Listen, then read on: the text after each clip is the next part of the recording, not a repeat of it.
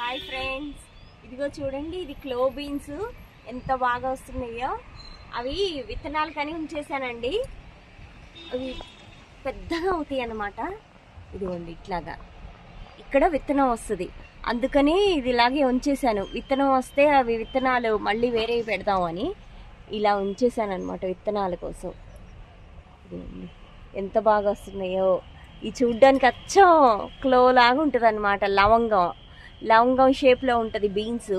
ఇది beans curry లాగా వండుకోవటమే. చాలా బాగుంటుంది కర్రీ. చాలా ఈ ప్రోటీన్స్ ఎక్కువ ఉంటాయి దీనికి, హెల్త్ బెనిఫిట్స్ చాలా ఉన్నాయి. అందుకని ఇది పెంచుతున్నాను నేను. చూడండి ఎంత బాగుందో.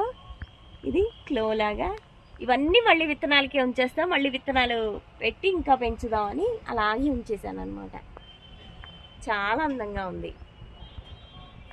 ఇదిగోండి, భలే ఉంది అసలు. బయట ఎక్కడా దొరకవండి ఇవి. టెర్రస్ గార్డెన్లో మనం పెంచుకోవటమే ఇవి.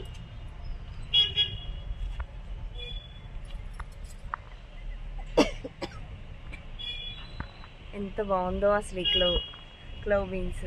భలే అందంగా ఉన్నాయి ఇవి. ఇదిగో ఇక్కడ కూడా ఇంకా చాలా ఉన్నాయి. పైకి వెళ్ళిపోయినాయి, పైన చాలా ఉన్నాయి.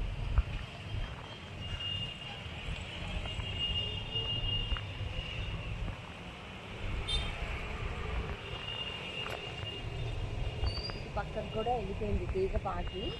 బాగా వస్తుంది ఇంట్లో.